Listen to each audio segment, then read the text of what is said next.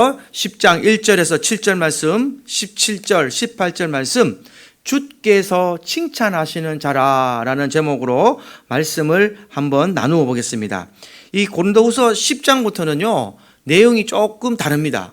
9장까지 이때까지 왔던 내용과는 좀 다르게 전혀 다른 내용이 기록되어 있어요. 1장부터 9절까지 말씀을 쭉 보시면 바울이 고린도 교회를 직접 방문하겠다 하다가 하나님의 뜻을 따라 편지로 책망을 했죠.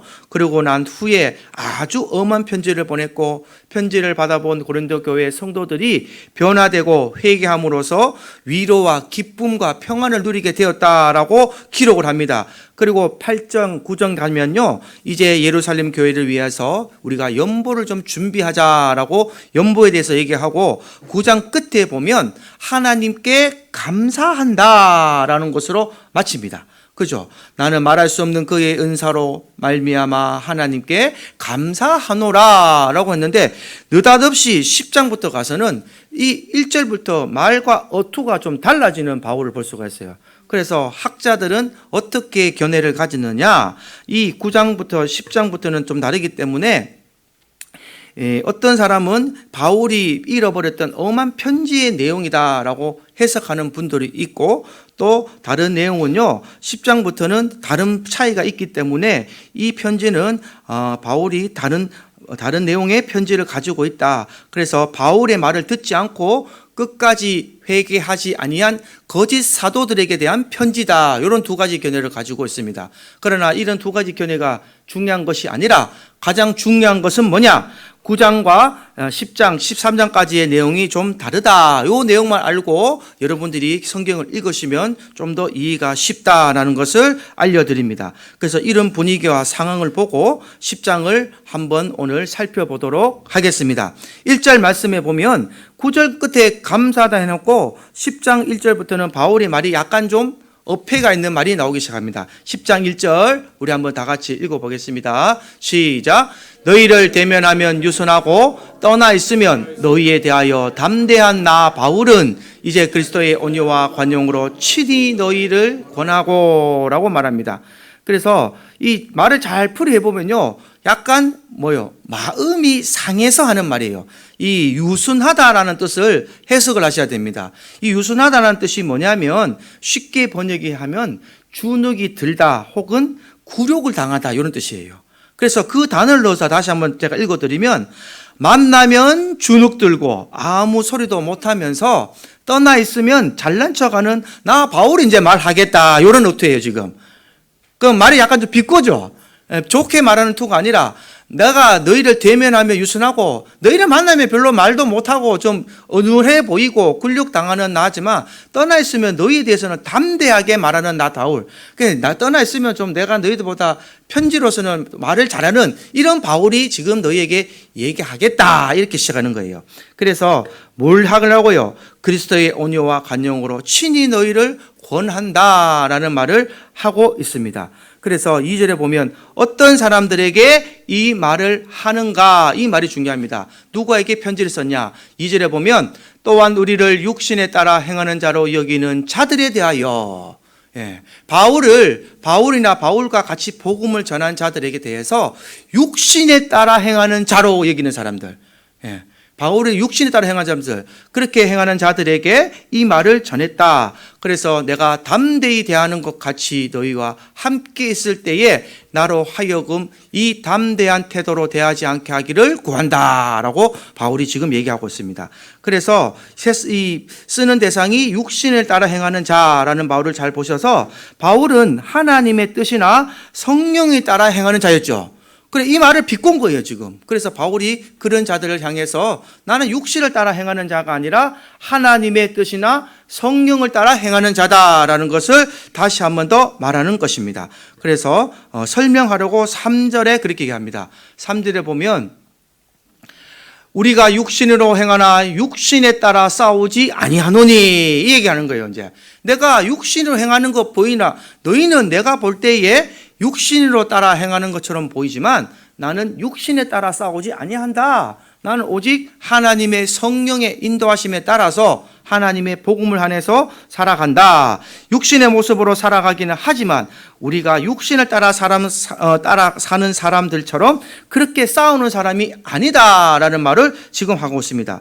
그래서 세상의 방법을 따라서 사람의 권력을 이용하거나 거짓이나 속임으로 일하지 않는다라는 말을 지금 바울은 말하는 거예요. 그래서 바울이 일하는 것은 어떻게 하냐? 바울이 사람을 대하는 방법은 어떤 견고한 성도, 진도 무너뜨리고 모든 이론들을 무너뜨리는 하나님의 능력으로 일을 한다. 이렇게 얘기하는 겁니다. 할렐루야. 바울이 일하는 방법은 어떤 방법이라고요? 견고한 진도 무너뜨리고 모든 이론들을 무너뜨리는 하나님의 능력. 그래서 이 말을 바울이 4절에 하죠. 우리의 싸우는 무기는 육신에 속한 것이 아니요 오직 어떤 견고한 진도 무너뜨리는 하나님의 능력이라 모든 이론을 무너뜨리고 라고 얘기하는 거예요. 그래서 오늘날 저와 여러분들이 이런 방법으로 복음을 전하고 이런 능력으로 하나님의 말씀을 전해야 될 줄 믿습니다. 어떻게 하느냐? 우리가 갈 때는요 어떤 견고한 진, 이 성도 무너뜨릴 수밖에 없어요.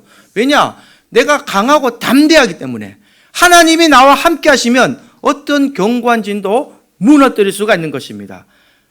내가 그 성을 못 무너뜨린다는 것은 내가 담대하지 못한 거예요. 내가 뭔가 주눅이 든 거예요. 그러나 우리가 불신자들을 대할 때는 우리가 강하고 담대하게 복음을 전하고 그 성을 무너뜨려서 복음이 들어가야 됩니다. 그리고 모든 이록, 인간적 계산이나 계획이라고 말할 수 있겠죠. 인간적인 계획이나 계산을 무너뜨리는 하나님의 능력으로 해야 됩니다. 내 경력과 내 계산과 내 생각으로 하는 것이 아니라 하나님께 먼저 기도하고 하나님께 먼저 가르쳐 주신 그 방법대로 하면 백전백승할 수 있다라는 말씀을 드리는 겁니다. 바울이 이렇게 전도하였다라고 말합니다. 그래서 5절에 바울이 이렇게 얘기합니다. 5절 우리 다 같이 한번 합독해서 읽어보겠습니다. 시작. 하나님 아는 것에 대적하여 높아진 것을 다 무너뜨리고 모든 생각을 사로잡아 그리스도에게 복종하게 하니. 아멘. 하나님 말씀대로 하게 일하지 않고 하나님을 대적하는 교만한 자들을 다 무너뜨려서 그리스도께 복종하게 하려고 하는 거예요. 그리스도께. 바꾸어 말하면요, 네가 정말 주님께 순종했느냐 이걸 묻는 거예요. 주님께 순종했느냐, 네 생각과 네 이론과 네 계산으로 하지 않았느냐, 하나님께 복종하고 주님께 복종하고 주님이 가르쳐주신 방법대로 했느냐라는 겁니다. 그래서 하나님 아는 것에 대적했다고 나오잖아요. 하나님 아는기는 아는데 하나님 아는 것에 대해서 대적했다는 이 단어를 쓰면서 높아진 것을 다 무너뜨린다 이 말입니다. 하나님 아는 것에 대한 모든 것을 다 무너뜨리고 모든 생각을 사로잡아서 그리스도에게 복종하게 하니 라고 나온 거예요. 그래서 세상에 손가락질 받는 교회는 다 안에 내부를 들여다보면 교회의 행정이라든지 모든 집행하는 것이 다 세상법 끌고 왔는 겁니다. 그러니까 교인들이 서로 고소하고 고발하고, 사랑과 진리는 오간데 없고 예수의 형기와 예수 보혈의 피의 흔적은 아무것도 없어요. 그러니까 시끄러운 교회가 되는 거예요. 그러나 진실로 교회가 성장하고 잘 되어가는 교회는요, 그 내면을 들여다보면 기도하고 찬양하고 말씀이 울려 퍼지고 할렐루야, 하나님의 방법대로 우리 생각을 가는 것이 아니라 오직 주님의 생각이 이곳에 운행하셔서 주님이 명령하신 그대로 따라가는 그 교회는요 아주 건강하게 잘 성장해 나가는 것을 볼 수 있습니다. 그리고 그 성도들은 얼굴에 기쁨이 넘쳐요. 기쁨이. 제가 이번에 사랑의 교회에 갔을 때에도 보니까 교회가 크니까 많은 사람들이 화장실도 못 찾고 밖에 간식 한 번 먹으러 나갔다가 다시 못 찾는 사태가 일어나고, 또 에스컬레이터 있죠, 백화점. 보통 이렇게 올라왔다가 다시 이렇게 바로 올라가는데 많은 사람이 몰려버리면 압살 가능성이 있으니까 올라갔다가 한 바퀴 빙 돌아서 다시 올라가게 이렇게 시스템을 만들어 놨어요. 그래서 사람을 곳곳에 해놨는데 그 봉사하는 분들이 한 1000명 정도가 됩니다. 교회 곳곳에. 근데 그 봉사하는 사람들 얼굴이요 전부 다 스마일입니다. 스마일. 얼굴에 테이프를 이렇게 붙이는 것 같아요. 여기서 떨어지거나 그 한 사람 한 사람 수천 명에 대해서 인사를 하는데도 아이고 목사님 은혜 많이 받으십시오. 은혜 많이 받으십시오. 잘 오셨습니다. 잘 오셨습니다. 이야, 그래 참 돈 주고 하라 그래도 하기 힘들 정도로, 그죠?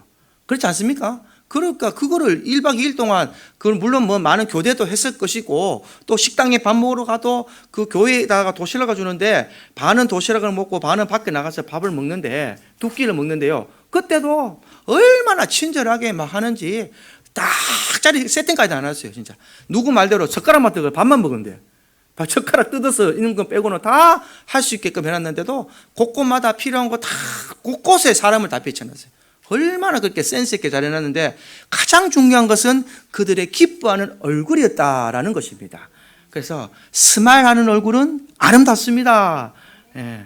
여기에 카메라를 다시 한번 꼭 설치해야 되겠어요. 우리 교인들 여기 지금 예배 드리실 때에 본인들 얼굴이 웃으시는 얼굴인지, 뭔가 세상 모든 고민 다 지고 지금 오셨는지, 집에 가스불 올려놓는가 걱정하는 얼굴인지 한번 비춰드리고 싶어요.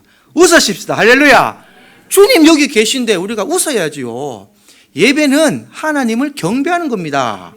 예배는 잔치예요. 하나님을 사랑하는 백성들이 와서 하나님 앞에, 하나님 사랑합니다, 하나님 나 구원시켜 주셔서 감사합니다 이러고 있는데 푹 주구장 써가지고 하나님 고맙습니다 이러면 하나님 기뻐하시겠네 이 말입니다. 교회는 웃어야 됩니다. 스마일 하시고, 내가 싫을더라도 우리 모든 생각 지금 보따리 싸가지고 저 휴지통에 버리시고 오직 주님 만나시는 생각 하시기를 주님의 이름으로 축복합니다.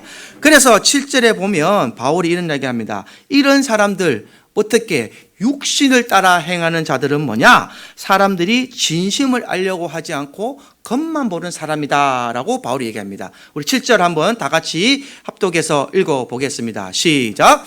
너희는 외모만 보는도다. 만일 사람이 자기가 그리스도에게 속한 줄을 믿을진대 자기가 그리스도에게 속한 것 같이 우리도 그러한 줄을 자기 속으로 다시 생각할 것이라. 아멘.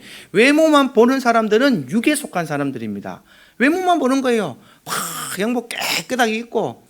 제가 진짜 요즘 간혹 드는 생각이 그런 생각합니다. 야, 우리 교회에 정말 노숙인이라고 칩시다. 한 달 동안 안 씻었어. 냄새가 나. 막 저기 들어올 때부터 냄새가 막 나는 사람이 예배 드리러 탁 들어오는데 여기 앉아서 우리가 함께 예배 드릴 수 있겠는가? 여러분 한번 깊은 눌림이 있길 바랍니다. 진짜. 우리가 냄새 난다고 좀 나가서 씻고 오시지 하세요 이렇게 하지는 않을까? 여기 예배 드리면서 그 사람 말고 여러분들의 얼굴이 찡그러지진 않을까? 내가 역시도 이 한 사람으로 인해서 우리 성도들 예배 드리는데 방해받고 힘들지는 않을까? 이런 생각을 가끔 하게 돼요. 그러나 예수님께서는 가난한 자, 과부와 고아를 먼저 돌아보라 그랬고, 불쌍한 자, 없는 자를 또 업신여기지 마라 그랬는데, 과연 우리가 그거를 실천할 수 있을까라는 의무를 한번 질문을 뜨신다면 그 퀘션에 대해서는 여러분들이 답을 얻으시기를 주님의 이름으로 축복합니다. 그래서 외모만 보지 마라. 사람들이나 바울에 대해서 외모를 자랑하는 자들은 외모로 사람들을 판단한다라고 바울이 말했습니다. 왜 이렇게 했냐? 바울은 아마 여기 서 있는 이 송목사처럼 별로 그렇게 외모나 이런 걸로 추앙을 받지 못했던 사람입니다. 그 말을 자기가 10절에 합니다. 우리 10절 한번 보겠습니다. 10절에 보면 그들의 말이 그의 편지에는 무게가 있고 힘이 있으나, 자, 그의 편지들은 하는 말을 보면 그의 편지가 바로 바울의 편지잖아요. 바울의 편지는 무게가 있고 힘이 있으나 그가 몸으로 대할 때는 어떻게 하다고요? 약하고 시원하지 않다 하니, 그렇게 말했답니다. 실제로 바울은요 키가 작습니다. 저도 키가 좀 작은 게 컴플렉스인데 키가 작습니다. 그리고 머리가 대머리예요. 대머리 얘기했죠. 저도 머리숱이 많이 없습니다. 그래서 대머리에다가 얼굴도 그렇게 잘생기지 못했다. 실제로 예수님의 얼굴도 그렇게 나와요. 예수님의 얼굴도 그렇게 사람들에게 추앙받지 못할 외모가 아니었다라고 성경에 기록을 해놨습니다. 그러나 이 바울도 이렇게 생겨서 또 그리고 말이 어두웠다고 합니다. 말이 눈도 잘 안 보이고 말도 어두하고, 그러니까 이 말이 벌써 어두하면 우리가 사람을 대할 때에 그 상대방을 약간 무시하는 경향이 있잖아요. 그렇지 않습니까? 얕보는 경향이 있잖아요. 그 사람이 아무리 똑똑해도 말이 약간 발음이 어두하고 정확하지 못한다면 약간 우리가 좀 안 좋게 보는 편견이 아마 누구나도 갖고 있을 거라고 봅니다. 그런데 바울은 그런 사람이었다고 본인이 스스로 얘기하는 거예요. 내가 이런 사람이었는데 내가 그래도 실제로 보면 내가 너희들보다 더 똑똑하다. 너희들보다 더 지식이 있다. 내가 너희들보다 예수를 아는 능력이 있다는 것을 반드시 얘기합니다. 그 뒤에 가서 나오는 사실이기 때문에 그것은 얘기하지 않고, 그래서 오늘 본문에 더 핵심이 되는 말씀 우리 17절로 넘어가 보겠습니다. 17절 우리 다 같이 한번 합독해 보겠습니다. 시작. 자랑하는 자는 주 안에서 자랑할지니라. 아멘. 스스로 한 일을 자랑한 것이 아니라 나를 통해 주님께서 일하신 것을 자랑하는 것, 그것이 바로 저와 여러분들이 해야 되는 일입니다. 하나님의 하신 일들을 자랑해야 하는 거예요. 지금 이전에 내 모습은 내가 했는 것이 많을 수도 있죠. 세상에 있을 때는 내가 돈을 벌어서 그것을 어떤 기업체를 이루어서 내가 가난한 사람들 불이웃을 돌 때에 연말에 뭐 라면 100박스를 줬다 이러면은 다 현수막 해가지고 무슨 기업 라면 100박스 기증 이래가 사진 찍고 이렇게 했지만, 우리는 지금은 작은 것을 하더라도 주님이 주신 걸로 한다고 고백을 해야 되는 것입니다. 왜냐? 주님의 영이 우리와 함께 계시고 저와 여러분들이 어떤 말을 하는지 다 기록하고 있다는 거예요. 무서운 얘기죠. 여러분은 지금 여러분들 옆에 하나님의 영이 있다는 것을 기억하고 사셔야 됩니다. 나는 세상 사람들과 다른 거예요. 여기 앉아있는 모든 분들은 그냥 내가 육신만 가지고 있는 것이 아니라 하나님의 영이 여러분들과 함께 계시고, 여러분들이 누구를 만나서 어떤 마음을 품고 어떤 생각을 가고 어떤 말을 하고 어떤 내가 기부를 하고 모든 것을 하나님께서 기록하고 계신다는 겁니다. 그래서 하나님께서 우리의 행위와 삶의 모습을 보고 우리가 이 세상 떠날 때에 잘하였다, 내 딸아 잘하였다, 내 신부야, 예수님이 부손 두 발 두고 신랑으로 오시고 하나님께서는 내 딸아 어서 와라 라고 안아주시게 되는 겁니다. 할렐루야. 그럼 역으로 되면 어떻게 될까요? 하지 않으면 혼나는 겁니다.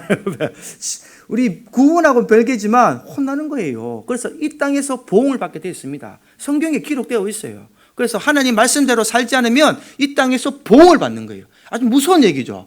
그래서 우리는 세상 사람들과 구별된 삶을 살아야 된다는 말이 그 말입니다. 내가 거룩하니 너희도 거룩할지니라.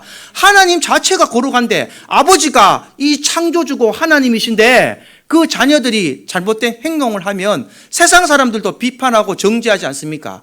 대통령의 아들이 작년에 지나간 일이지만 그 문재인 대통령 아들이 뭐 미술관이나 뭐 이거 할 때에 그 국가돈 지원을 받았다 해서 많이 어두가 됐잖아요. 그리고 우리 돌아가신 김영삼 대통령 그 아들이 많이 해먹어가지고 결국은 교도소 갔다 왔잖아요. 김대중 아들도 그랬지요, 다. 예. 아버지는 훌륭한데 자식이 잘못돼도 그 아버지 얼굴에 명성에 멱칠을 한다라는 것입니다. 여러분의 아버지는 하나님이 사는 걸 기억하시기 바랍니다. 할렐루야. 여러분의 아버지는 하나님이에요. 그러면 아버지의 명성에 맞게 우리도 그 거룩한 삶을 살아야 한다라고 말합니다. 그래서 자랑하는 것은 주 안에서 자랑할지니라. 18절 한번 합독해 보겠습니다. 시작. 옳다 인정함을 받는 자는 자기를 칭찬하는 자가 아니요 오직 주께서 칭찬하시는 자니라. 아멘. 그래서 자기가 스스로 칭찬하지 마라. 왜냐? 주님이 너를 칭찬해야 된다. 근데 주님이 여러분들한테 막 밤마다 오셔서 귓속말을 합니까? 야, 너 오늘 너 과부에게 밥 준 거 참 잘했어. 고아에게 밥 차려준 거 참 잘했어. 너 이런 행동했는 거 참 잘했어. 라는 말 잘 안 하죠. 잘 안 하시죠. 근데 성경에 보면 어떻게 얘기하냐면, 타인이 너를 보고 인정하면 내가 너를 인정할 것이니라. 할렐루야. 타인이 너를 보고 너의 행동을 보고 옳다 하고 칭찬하면 내가 너를 보고 칭찬하는 것이라 라고 말씀하셨습니다. 그러면 우리는 어떻게 살아야 됩니까? 타인에게 칭찬받는 삶을 살아시기를 주님의 이름으로 축복합니다.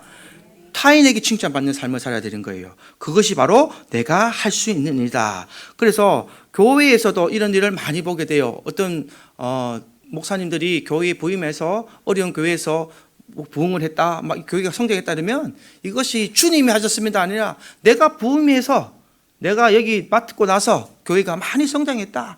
그래서 내가 교회를 이만큼 키웠다. 그래서 그렇게 딱 나가시면 참 좋은데 나가실 때는 어떻게 하느냐? 돈으로 환산해 도익합니다. 이 실제 일어나는 일입니다, 여러분. 돈 좀 내놔라. 내가 이만큼 키웠으니까 내한테 좀 줘야 안 되나? 이게 나오는 거예요. 이게 얼마나 잘못된 행동입니까? 그거는 세상 사람들이 비판하잖아요. 제가 하는 게 아니라 안에 교인들도 비판하고 그렇지 않습니까? 성도들도 목사님 정말 잘하셨는데, 목회 잘하시고 참 부흥 가시고 말씀도 듣고 잘하셨는데 마지막에 이런 모습을 보이시면 덕이 안 되잖아요. 옛날에 동도교회도 그랬거든요. 우리 동이동에도 동도교회도 그 권사님이 와가지고, 이미수 권사가 와가지고 그 말씀하고 또 갔거든. 목사님이 좋게 나가셔야 되는데 무슨 뭐 거마금인가 뭐 돈 더 달라 그래가지고 안 나가고 버티시고 이런 일을 막 하면은 성도도 덕이 안 되고 교인도 덕이 안 되고 듣는 사람도 덕이 안 되는 이런 어려운 일이 있습니다. 교회 부서도 똑같습니다. 교회 부서도 어떤 타 교회에서 어떤 부서에서 어떤 전도사님이 새로 부임해가지고 막 중고등부로 부흥시켰다 칩시다. 그러면은 막 본인 어깨에 팍 힘이 들어가지고 내가 와서 이렇게 부흥시켰다. 실제로 그런 전도사가 있습니다. 제가 들은 얘기라서 그래요. 그래서 목사님한테 혼나면은 나 사표 쓰겠습니다. 사표 딱 쓰고 또 다른 큰 게 옮겨버리고 큰 게 옮겨버리고 이런 분이 있어요. 실제로 제가 몇 번 들어서 그래요. 이런 분들은 주 앞에서 자랑한 것이 아니라 자기의 옳다함을 자랑한 것이 돼야 된다 이 말입니다. 우리는 어떤 자리에 있든지 어떤 지체에 있는지 어렵고 힘들더라도 또 이것이 잘 되더라도 주님 앞에서 영광을 돌리고 하나님이 하셨습니다. 주님이 하셨습니다. 성령이 하셨습니다라는 믿음의 고백을 다 할 수 있는 우리 샘물교회 권속들이 될 수 있기를 주님의 이름으로 축복합니다. 이사야서 10장 15절 우리 합독해 보겠습니다. 시작. 도끼가 어찌 찍는 자에게 스스로 자랑하겠으며 톱이 어찌 켜는 자에게 스스로 큰 채 하겠느냐. 이는 막대기가 자기를 드는 자를 움직이려 하며 몽둥이가 나무 아닌 사람을 들려함과 같음이로다. 아멘. 도끼가 어찌 찍는 자에게 스스로 자랑하겠냐 이 말입니다. 도끼는 그저 나무를 파는 역할만 하는 것이지 실제로 도끼를 움직이는 것은 막대기를 울머진 사람이다 이거예요. 저와 여러분들은 도끼다 이 말입니다. 도끼가 어찌 그렇게 잘난 척할 수 있습니까? 우리를 움직이는 분은 하나님이시다. 할렐루야. 하나님이 우리를 나무 막대기를 꽂아서 도끼로 찍을 때에 나무가 넘어가는 큰 역사가 일어났기 때문에 우리는 그저 주님의 영광 앞에, 주님의 보혈 앞에, 주님의 십자가의 공로 앞에 엎드리고 순종하는 길밖에 없습니다. 이것이 그리스도인이 가져야 될 인품과 성품이 되는 거예요. 이것이 성도들이 가져야 될 삶의 기본의 모습이 되는 것입니다. 이 인격과 성품이 없으면 아무리 헬리콥터 돌려도 헛광입니다. 이 헬리콥터 돌려도 아무 소용없어요. 그는 그때뿐입니다. 잠시 동안이에요. 그러나 인품과 성품이 끝까지 참는 자에게는요, 헬리콥터 안 들려도 늘 주님과 함께 동행하는 그 기쁨을 맛보게 된다는 겁니다. 성경에서 성령을 만나라는 것은 성령이 나와 함께하는 것을 경험하라는 거예요. 나와 늘 함께 하시는 성령. 아침에 눈을 떠도 성령이 나를 깨워줘서 하나님 이 아침에 좋은 아침을 주셔서 감사합니다. 내 입에는 감사와 찬양이 흘러나오는 이 기쁨 외에 무슨 기쁨이 필요한 거죠? 성경은 우리에게 그런 교훈을 주고 있습니다. 세상 사람들처럼 물질과 너희의 모든 환경에 만족하지 말고 가진 것에 만족하고 하나님만 바라보면 하나님께서 각자에게 맡겨주신 직분과 달란트대로 끊임없이 복을 부어주신다라는 것이 성경에 약속된 언약의 말씀입니다. 그냥만이 아니라 언약이다 이 말이에요. 언약, 약속이다 이 말이에요. 그래서 약속을 받아서 꼭 하나님의 그 큰 복을 다 받아가시기를 주님의 이름으로 축복합니다. 예레미야 9장 23절 다시 한번 읽어보겠습니다. 여호와께서 이와 같이 말씀하시되 지혜로운 자는 그의 지혜를 자랑하지 말라. 용사는 그의 용맹을 자랑하지 말라. 부자는 그의 부함을 자랑하지 말라.